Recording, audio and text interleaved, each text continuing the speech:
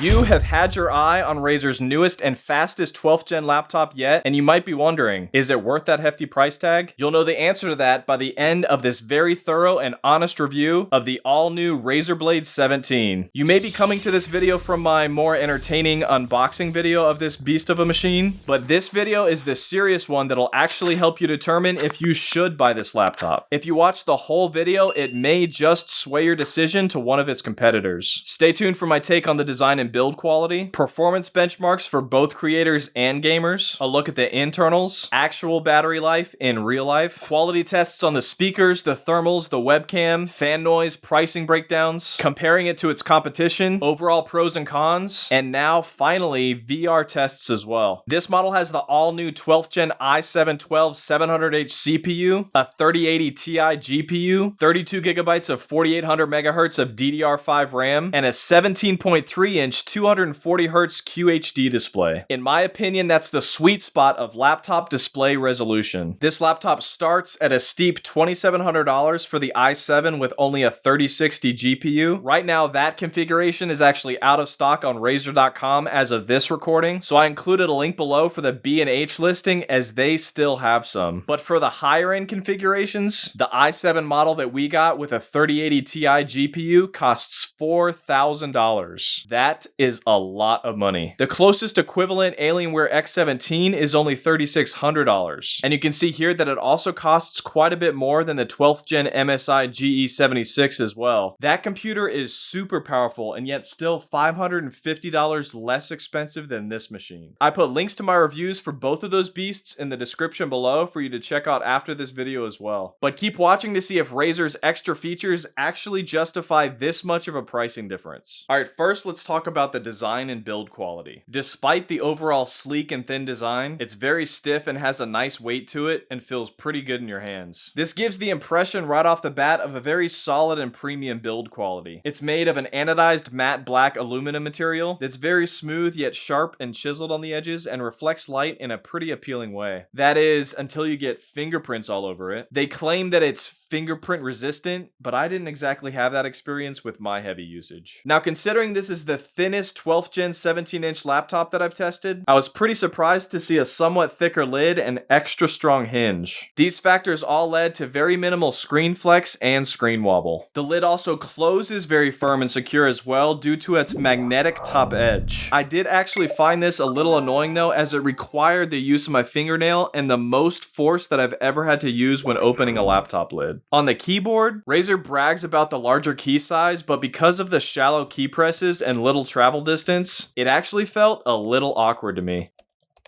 Nowhere near as pleasant to type on as the Alienware X17's louder but amazing Cherry MX keyboard option. Unlike the Alienware X17 keyboard though, this machine actually did have secondary key illumination. Unfortunately, also no number pad though. But for those of you that really needed one though, I included links below in the description for an app that turns your phone into a number pad, as well as some links for some great portable, inexpensive external number pads that you can get on Amazon. I did really like the extra large touchpad though. It was very smooth and responsive and pretty comfortable to use as well. We'll get to this speaker quality here in a sec. Moving on to the internal. Right off the bat, you can see our two main rather large chassis fans and got a fan within the battery itself as well. You can see here in very tiny letters, it's an 82 watt hour battery. Above that, you can see our Gen 4 SSD drive. And then we've got our two 4800 megahertz DDR5 RAM sticks. There in the center, you can see our removable Wi-Fi card. And then lastly, down at the bottom, we've got two left and right speakers. And now let's go ahead and take a look at the ports. On the right side, we've got a lock port, an HDMI 2.1 port, a USB 3.2 Gen 2 Type A port, a USB-C Thunderbolt 4 port, and a full-size SD card reader. As a creative guy, that makes me pretty happy. No ports whatsoever on the back side. Not really a fan of that, but then on the left side, we've got a power port, a 2.5 gigabit Ethernet port, two more USB 3.2 Gen 2 Type A ports, another USB-C Thunderbolt 4 port, and a headphone and microphone jack. So how well did this battery perform? At 50% brightness in battery saver mode, we only got 2.5 hours with HD streaming, and with web surfing and idle, we got about 4.5 hours. And it took about an hour and 45 minutes to recharge back to 100%. It's also possible to charge this laptop without the heavy power brick by using the USB-C port, but performance will be somewhat limited with that power source. Now for the sound quality of these speakers, at 79 decibels, it was just a couple decibels quieter at max volume than the average of the other gaming laptops that I've tested, but that quality, just wow. I can safely say that these are the best sounding speakers that I've ever heard on a gaming laptop, which honestly isn't hard because most of them are just absolutely terrible, but these are comparable to MacBook Pro quality sound. My wife actually has a MacBook Pro, and in my opinion, it sounds just as good. The webcam. It's nice to see some gaming laptops finally stepping up to the plate with a camera that's higher res than 720p. This is what the audio and video quality looks and sounds like on the inside, with plenty of lighting, then only one light in the room. And now pretty much no light in the room. And here's a little outdoor sample of that audio and video quality. The microphone sounds alright. I'd say that this camera quality looks better than pretty much all of the gaming laptops that I've tested. So you can see that the quality is just a little bit better, having double the pixels that most of the other gaming laptop webcams have, but still a bit grainy when you're in darker environments. Display quality. The QHD version that I tested was just about average from what I've seen. The colors looked good, testing in at 100% sRGB. For creative professionals, there are better panels out there if you're wanting 100% color accuracy in photo editing, as the Adobe RGB test came in at 87%, and the brightness came in at a little over 300 nits. We also got a little bit of light bleeding on our panel, but honestly, I never noticed it unless I was actually looking for it. Honestly, for this being the most expensive 12th gen laptop, I expected just a little bit more out of the display, but I wouldn't say that any of these shortcomings were deal breakers. Now, when it came to the fan noise, in quiet mode, we got 41 decibels, which was barely audible. And when gaming in performance mode, it moved up a little bit to 51 decibels.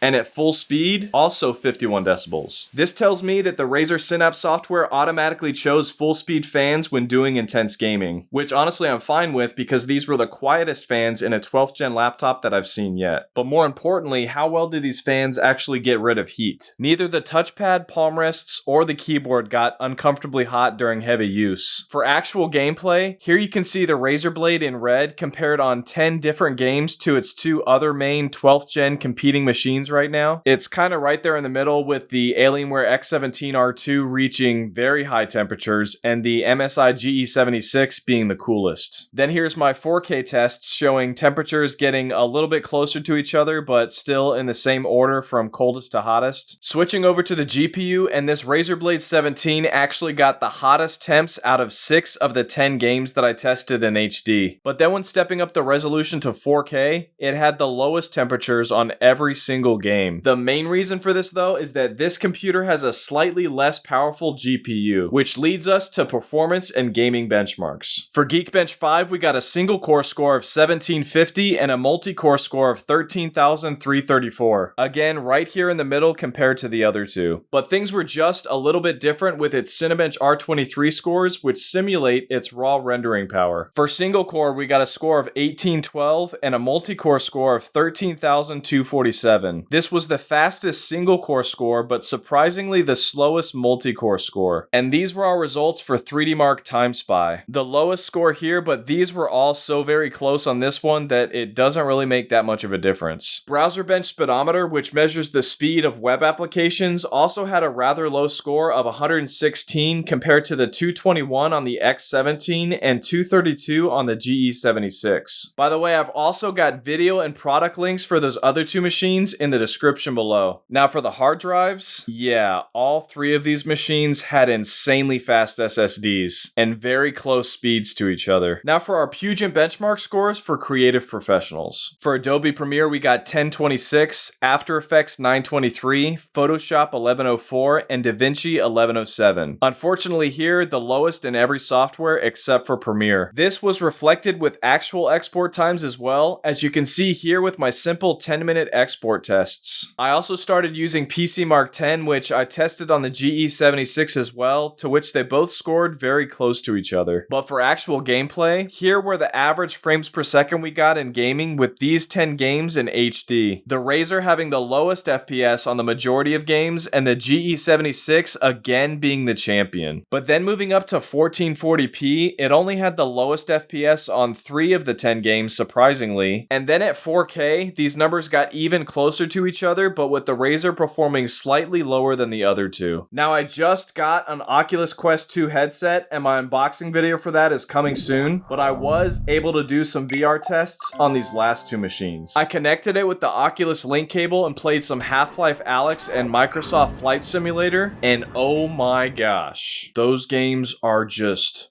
wow. That was an amazing experience. And it proved that both of these machines are definitely VR ready. And then using the VR Mark benchmark, I got 13,510 on this Razer Blade 17 and just a little over 14,000 with the MSI GE76. And if you're looking to mine crypto when you're not using this laptop, you're looking at about 40 megahash per second based on our testing. And if you do want to get into crypto, make sure you check out my video showing you how to keep it safe with a Ledger Nano X hardware wallet. All right, now getting into the software. Going into the system tab and then customize, we've got your settings for hotkeys and macros. And then under lighting, we've got some settings for controlling your RGB lighting based on whether it's plugged in or on battery. Then we've got a whole bunch of different animations that you can choose from that are pretty cool. But then jumping into the Chroma Studio, you get a much better representation of what your RGB customizations are going to look like. And then under performance, this is where you'll be controlling your thermal and power profiles. Here you can tweak your fan noise levels and power settings based on your performance needs or battery needs. And then clicking on laptop display mode brings up your ability to use your dedicated NVIDIA GPU only to make sure that you're getting the best performance possible. But I found that personally for me, leaving this set to auto did a pretty decent job intelligently tuning these profiles depending on what I was doing. Now, my overall top reasons you should not buy this computer. Number one is that price. Man, Razer is proud of this machine. It's quite a bit more expensive than its competition for what it can do, and no options that I've seen so far for discounts. And number two, the battery. This machine absolutely burns through power. Do not get this computer if you plan to use it unplugged pretty frequently. My next one is performance. The competition to this slimmer next-gen gaming laptop has GPUs with 175 watts max graphics power versus the 165 with this one. That 10 watt difference was apparent when it came to comparing it to the other two, as overall performance wasn't quite as fast. My next one is with the keyboard. Now, this may come down to personal preference as they actually boasted about this keyboard, but I found it to not be very pleasant to type on. The key presses are just so shallow that sometimes it almost made me second guess whether I actually fully pressed a key or not. Now, my overall top reasons to get this computer. Number one is that design and build quality. This machine is just beautiful. It definitely feels like it's built out of pretty premium materials, which gives you the impression that it's going to last a really long time. Number two is that sound quality. This machine had MacBook Pro level quality. I was pretty impressed considering many gaming laptops have speakers that sound almost worse than smartphone speakers. The next one is the webcam. It's 2022 and webcams should honestly look better than my flip phone camera from high school by now. Most gaming laptop webcams are still stuck in 720p land. This one finally stepped up to 1080p and does look quite a bit better than the others. So overall, do I actually recommend this machine? Don't get me wrong, I like it a lot and it's built to last a really long time, but I just can't wrap my mind around how expensive it is. Now, if you've got a lot of money and you want something that's built to last and looks and feels really cool, that's also super fast but just not the fastest, then I'd say go ahead and get it. But if you're looking to get the most bang for your buck, this is not the one to get. Guys, remember every week I do a giveaway that randomly selects someone who's interacted with this channel or somebody that's filled out the form in the description. So make sure to like, comment, and subscribe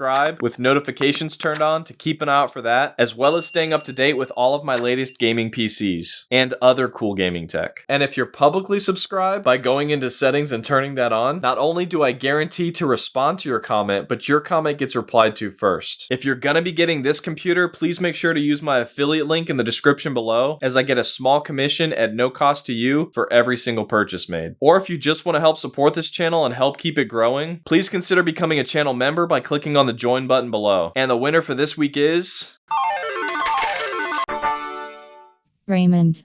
If you'd like to check out more reviews, then go ahead and click on my gaming PC reviews playlist right here. If you click on it, it'll change your life forever. Maybe. Thanks for watching, guys. I love you guys. God bless.